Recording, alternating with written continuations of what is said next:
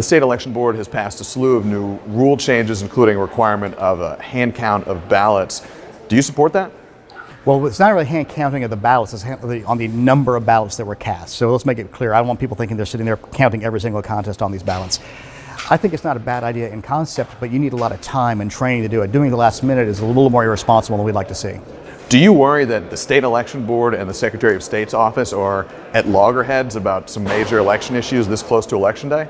Yes, I think this independent election board was a good idea, but in practice it hasn't really worked very well, we don't think. The whole intention of it was to make sure elections run smoothly, and that's why the Secretary of State was chairman for about 60 years of the board, and worked really well for like 60 years. Now we've got some issues, and I know everybody's operating from a good faith of where they believe the world is, but it's difficult at times to, if you're not seeing eye to eye, to make sure that elections run great. And in counties, what do?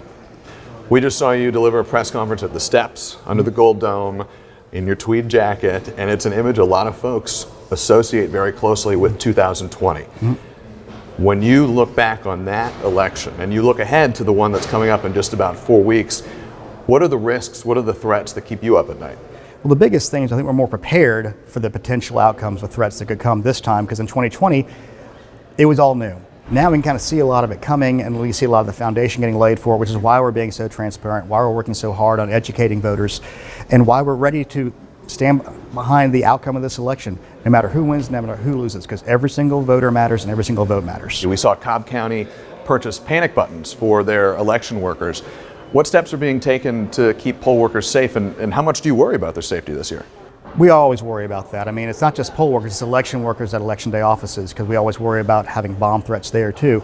But we've instituted a tool, a texting tool that every poll manager has for every county that opts in, that notifies us with real information. A panic button is great. The problem is a panic button gives you no context. Is there just a jerk in the polling location yelling, or is there a guy with a gun outside?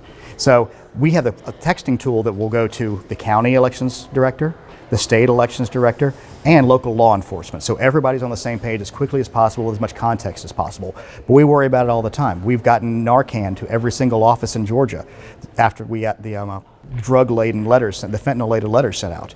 So it's always on our minds.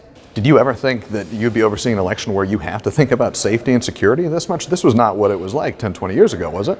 It wasn't like this 8 years ago. I mean, it's a difficult situation, but Georgians are resilient, our elections workers are great, and the United States is resilient. We'll get through this like we've gotten through every other situation we've dealt with in the past.